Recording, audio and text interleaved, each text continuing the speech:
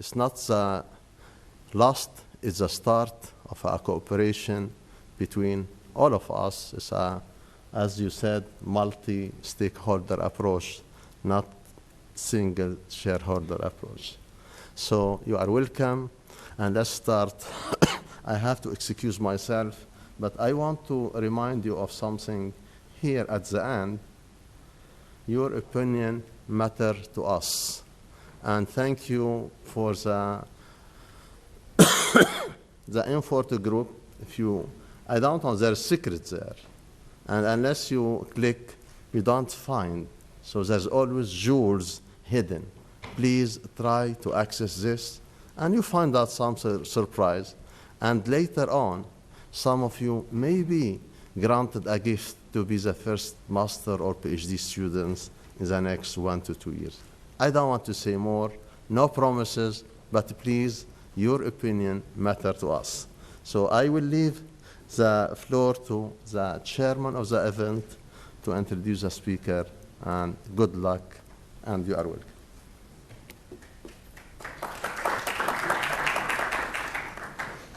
So welcome to the second day of the Cognitive and Analytics Management Conference 2016 at the Olayan School of Business. I'm Lama Moussaoui. I'm an associate professor of management science at the Olayan School of Business, AUB. Our first panel today is on analytics insights for informed decision making. We have 4 distinguished speakers. Please allow me to introduce our first speaker, Professor Amir Sharif. He's a professor of operations management at Brunel University. Prior to his current career in academia, Professor Sharif has assumed leadership and management roles in Brunel Business School. Professor Sharif has worked extensively within the financial services and professional services sector, consulting to many leading global corporations, including JP Morgan, UBS Investment Bank, KPMG Consulting, BAE Systems, Sony, and the BBC. In parallel with his industry experiences, he continues to be research active in the field of operations management and operations research, as well as continuing to act as external examiner and advisor to a number of universities nationally and internationally, predominantly in the MENA, Gulf, and South Asia regions. He also continues to be an active member on grant funding bodies, having been successfully appointed to the Peer Review College of the UK's Engineering and Physical Sciences Research Council, as well as providing academic service to other leading national and international research bodies like the British Academy, European Commission, the British Council, the Danish National Research Foundation, the Natural and National Research Science Foundation of China, and Qatar National Research Foundation. Please welcome Professor Sharif, who will be talking about big data and food security, exploring the food, water, and energy nexus. So, thank you very much, everybody. Welcome. As you can hear, and as you may know by now, if you've talked with me the last day, my voice isn't that good, which doesn't bode well for giving a talk at a conference with such esteemed colleagues. So this talk may finish sooner, depending on my voice. But hopefully, we'll get to the end. So what are we going to talk about today? What am I going to talk about today? I'm going to talk about these 3 things and the image in the background: food, energy, and water in the context of big data. And the aspect that I want to bring out today is the context of these 3 elements in terms of big data, but I want to take it further than that. I want to talk about the cognitive, analytical, and management aspects of which this conference is the focus. So let's begin, and I want to start off by just saying one key thing. Apart from the pretty pictures and the animations, the purpose of this is to show you that we are talking about a multifaceted problem. This is not a simple topic, unfortunately. On a Saturday morning, 9 o'clock, difficult to talk about this. I can't fit it in the time available, unfortunately. But I will do my best. But let's begin. Okay. So I'm going to talk about 4 key things. Of course, I'm going to end with talking about big data. That's why we're here. But I'm going to go beyond that. I want to talk about food security a bit, then some existing research that I'm working on with colleagues in the area, and then we will talk about the nexus of food, energy, and water, and then we'll go on from there. And apologies, this has got quite a few slides. I am a professor now, so we like to talk a lot, so I will speed through things as quickly as I can. Food, we can all relate to food. We all eat food. We had a wonderful meal last night, and we thank Professor Ibrahim for that. How did that food get to our table? Well, there's a long chain. And if you are talking about the delivery, production, consumption of food, there are many stakeholders. I won't say shareholders. There are many stakeholders involved in that. It's a very complicated picture. And this is from the Institute of Medicine from last year, the National Research Council in the US. There are many aspects here. And as one of our colleagues yesterday said, if we're looking at logistics and supply chain and operations, there is lots of data, visible and invisible. But what is food security? Food security is more important than just our consumption of food. It's about how we secure that availability, utilization, and access to that vital resource. And there's lots of definitions about this. I just want to draw your attention to perhaps the most important aspect of this, which is the fact that by 2050, our world population will have grown to more than 11 billion. Lots of people who all need to be fed. Now, the question is very clear. How can we feed such a large population on one planet? This is very important. And who's going to feed them? And who's going to feed us, as my children say? So this is a really difficult problem. The issue is as follows. We have an increasing world population. And if you look at the UN estimates, most of the growth is actually coming from sub-Saharan Africa. At the same time, we have consumption of food increasing. And the issue there is the consumption is coming from developed countries. So you have population increase from emerging countries, economies, consumption which is coming from developed countries. Where will this lead to? What will this lead to? The data is there, but what does it mean? So food security is a combination of these three things. Utilization, availability, and access to food, which is compounded by these two factors here, population and consumption, but also the effects that this has on climate change. You can imagine there's lots of data behind this, and we haven't even begun yet to define the problem.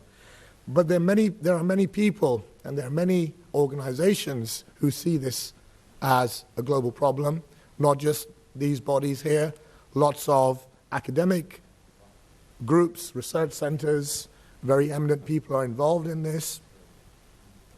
How do we actually square this problem? Well, this is not something new, but it is headline news. So a few years back, about 8-9 years ago, The Economist ran a sort of like a special issue on what they call the silent tsunami, food crisis and what we're going to do about it. But over the years, they've actually added to this and said, well, how are we going to address this very growing issue from an economics perspective, but also from a societal perspective, environmental perspective?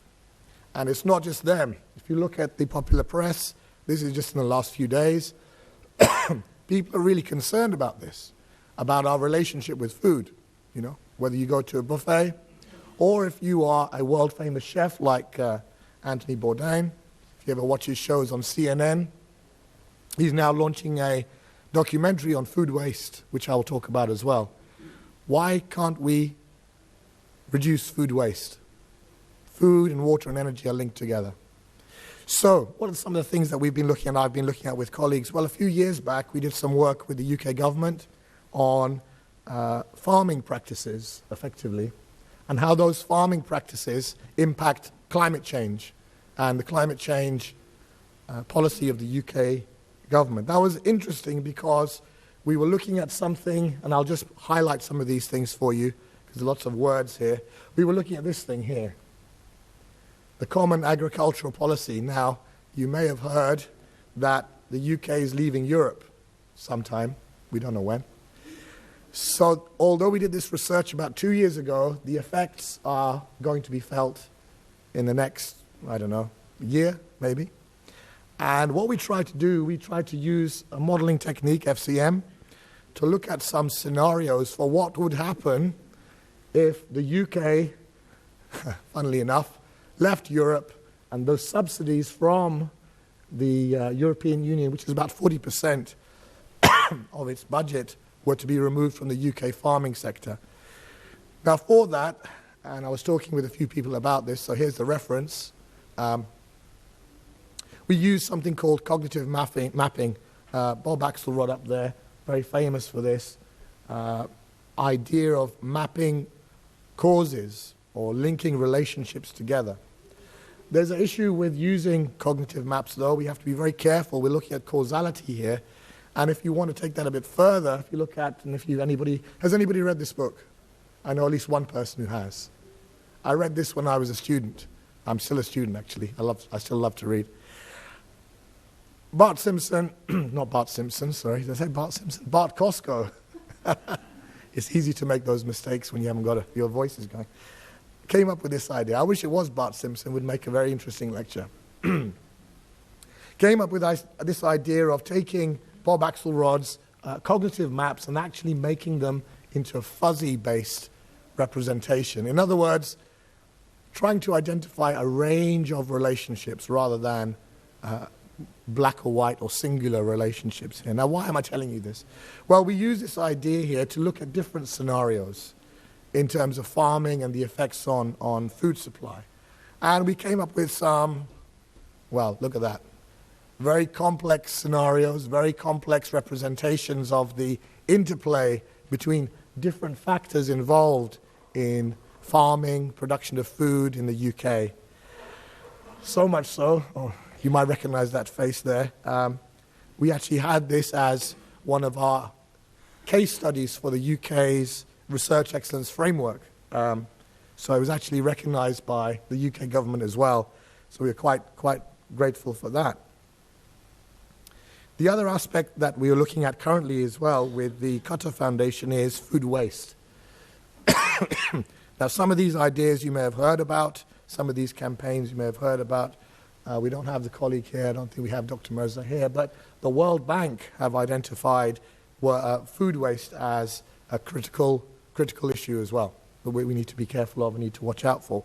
Especially if we're talking about food security, we're trying to preserve food, not throw it away. We're trying not to waste.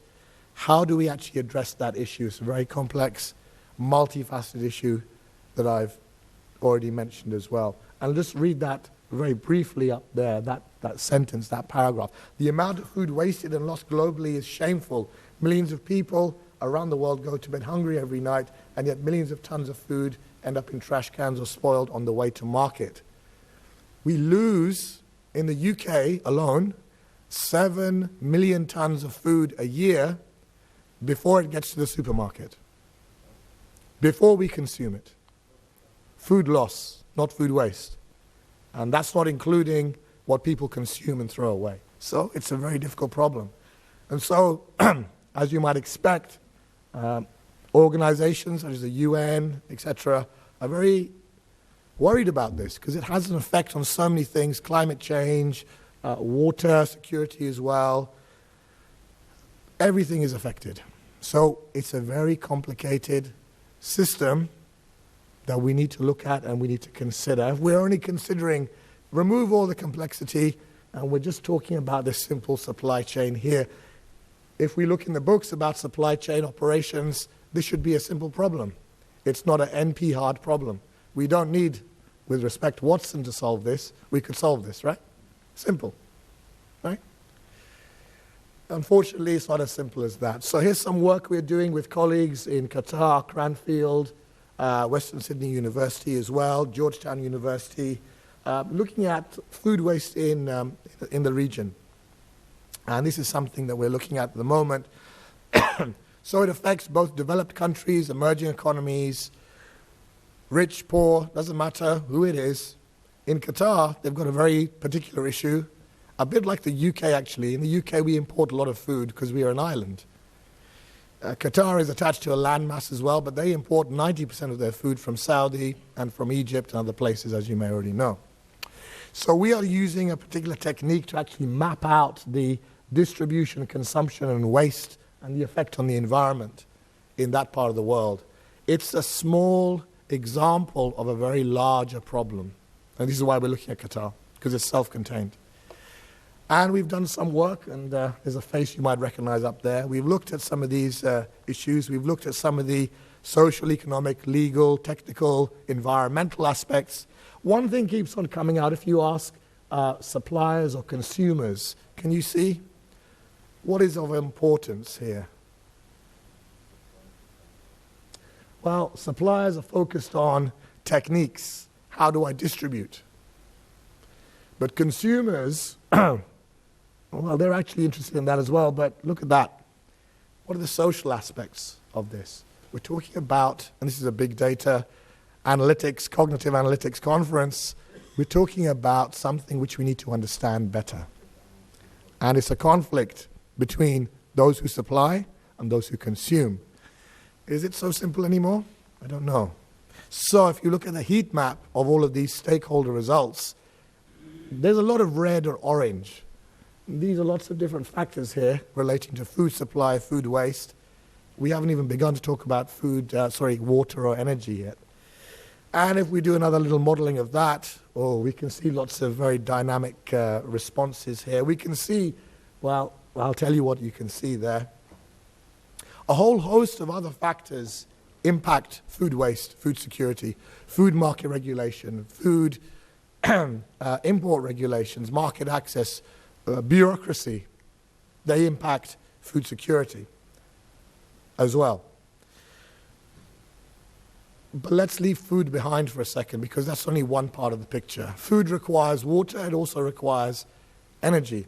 And at the 2011 conference in Bonn, the WEF came up with this statement here. I'd just like you to have a quick read of that. This is talking about the interdependence of food, water, and energy. Three separate resources, very finite, very precious, but very interconnected.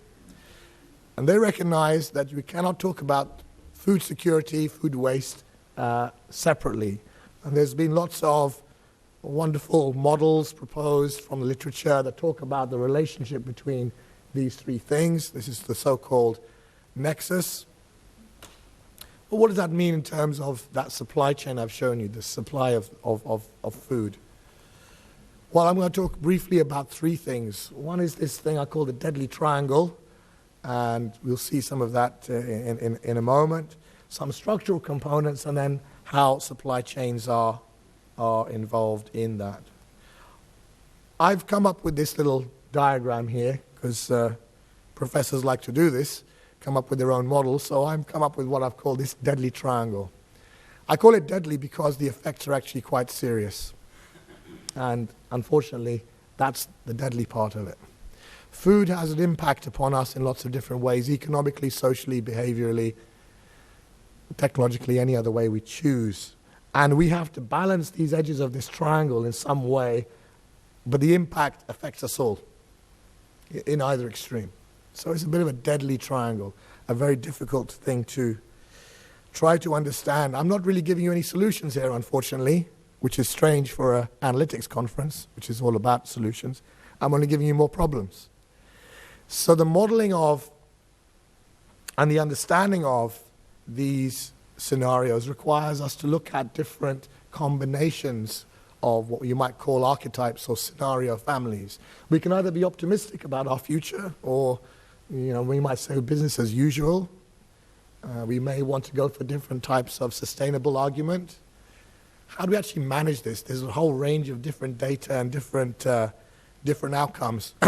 Thing is, a lot of esteemed bodies, United Nations included, have come up with different types. This is a list of different scenarios over the years to try to deal with this. These are different scenarios here.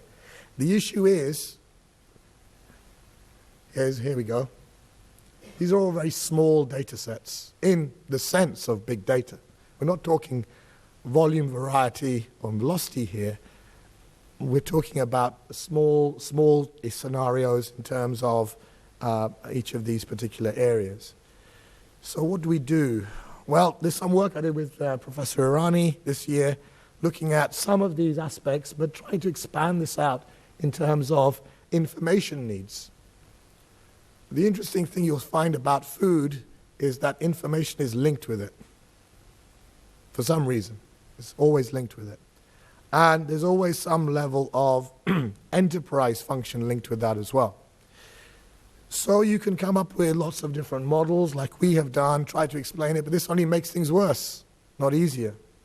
And in fact, if you look at a very nice paper by, I think it's Daniel or David Helbing in Nature in 2013, he highlights something that I would appreciate, and maybe you would appreciate, an interconnected view of the world. This looks like a neural net, or it's a cognitive map. These are all global risks. Some of them are quite serious. Some of them are actually quite nearby us at the moment. But there's a little part of that matrix or that diagram there that stands out. And it's not just me saying this. This is Daniel Helbing from 2013. If we just zoom into that, what do we find? Same issues again. See, look, food, water, climate change, extreme energy price volatility. Does that sound familiar? We're in the Gulf, Middle East region. I think we know what we're talking about here. By the way, that looks to me like another triangle. And maybe this deadly triangle strikes again. So this nexus, this mix of food, energy, water isn't going away anytime soon. In fact, it's intertwined with how we get food, how we use energy, how we use water as well. And there is a supply chain there, And with this, we could look at this as a supply chain problem, but we're not going to because I need to get onto this and I'm probably running out of time here. So there's probably lots of data in here. There's probably lots of knowledge, stakeholders, etc. Can we throw this at big data? Or can we extract something from this landscape here? Well, maybe we can. So Van Dijk and Meyerink said that when people have been looking at food security in these type of scenarios, they haven't really considered downstream factors. So the models are limited. We know that. And that's okay. I've just told you that as well. Actually, you know what? We need more data, not less. In this area, we need more data. But the data is there. We just need to get it from households, for example, from individuals. And stop using proxy data. We use things like, in food security, calorie value. Well, what does that mean? It's only calorific value of water in a bottle. What is it about that food that is consumed or transported or used that individuals are using? And here's the interesting thing. For everything I've said, it's all wrong. Why? The studies are too long-term. They're too far in the future. We need to bring them a bit closer because of these two things. Near-term shocks, conflict or geopolitical events, or cyclic events, business cycles, recessions, economic cycles, climate effects. These things are cyclical. And these models at the moment, so models are great. You know what did George Bock say? All models are wrong, but some are right. So we need to be careful about how we frame these things here. So, good old big data, okay? Let's not confuse or conflate a problem with a solution here, okay? And I'm being controversial. Say big data one more time. Let's be careful what we're about to say or do, okay? And I like this quote. If you can't define the problem, then don't design a solution. And this is the biggest challenge of our time, especially with big data, real-time understanding, cognition, intelligence. What are we trying to solve? I'm pausing for effect there. What are we doing here? What is this about? Are we trying to solve a problem? Which is simple. There's lots of ways to solve problems. But what's the question? What are we trying to answer? So maybe we want to think about this in terms of structure, first of all. This is a little approach that I've taken here. Is it about structure? Is it about extraction? Is it about the analytics, the decision making, and so on and so forth? I'll actually skip these slides. I'll just jump ahead here. You see, in one way, we could be reductionist here in our thinking. We could say, well, food security, food, water, energy, we can deal with this in big data terms, just collect lots of data. Where from? Well, put sensors everywhere. Or put sensors in terms of, get data in terms of the service, or, and this is the Industry 4.0 model I'm talking about here, if we're talking about production, get data from cyber physical systems or smart factories. The problem with this is not everywhere in the food chain is connected. So although we might be able to find data from each of these things and link it up to food security, we are still at a loss here what to do. We can even try and say, okay, here are our big data elements here. Can we actually find data that matches them? Well, you can for the food waste scenario, but again, it's quite limited. And this is from my research, from our research. So what do? I only want you to look at one thing here. The question I raised, big data, say it one more time. What are we doing? Is this about measurement or is it about experimentation? Where are we going? And we're trying to manage. Thank you. This is about management of that. We're trying to understand. So we might use different techniques, structured, semi-structured, unstructured, data mining, clustering, predictive, prescriptive, descriptive analytics. What are we trying to do? Okay, we can look at the same picture again and again. We can add in data sources very easily, from aquifer sensors all the way through to nutrition industry indices, so-called precision farming. If you've seen the film Interstellar, they have precision farming on that as well. Remote-controlled tractors in the future, so-called. So we can throw technology, we can throw big data at this problem. Very simple. We can make it easy. Khalas, we're done, right? Except, of course, we're still left with what do we need to do with this information? What do we do with this data? So there's different relationships you can draw out, but still this might not satisfy us. You might say we look at descriptive analytics across raw materials and distribution and so on and so forth. Yes, we can solve this. It's a great problem to solve. Any scientist or analytical person, I'm an analyst as well. I used to do this. I still do it. I'm an OR person. It's lovely. You can solve it. Write a simulation. Off you go. It's very nice. And you can put these things into nice, neat little boxes. The challenge is, this.